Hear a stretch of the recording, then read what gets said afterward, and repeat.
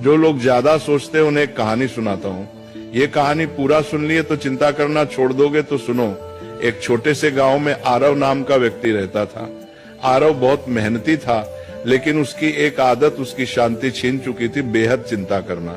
सुबह उठते ही वो सोचता, कल क्या होगा, पैसा रहेगा या नहीं, लोग क्या कहेंगे, परिवार सुरक्षित रहेगा या नहीं। रात को सोने जाता, तब भी उसका दिमाग रुका नहीं करता। एक दिन अत्यधिक चिंता के कारण उसकी तबीयत बिगड़ गई। गांव के लोग उसे पास के पहाड़ पर रहने वाले एक संत के पास ले गए। संत बहुत सरल जीवन जीते थे, न ज्यादा बोलना न ज्यादा सोचना।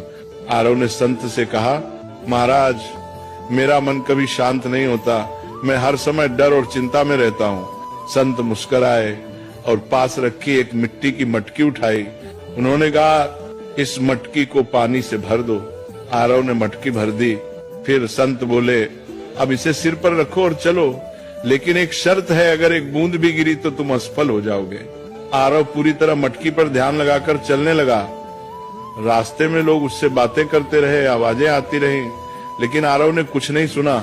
वो सिर्फ मटकी पर ध्यान देता रहा। कुछ देर बाद संत ने कहा, रुको, अब बताओ रास्ते में कितने लोग मिले।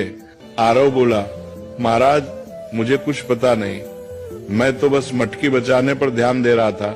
संत ने शांत स्वर में कहा, यही संत होने की शुरुआत है।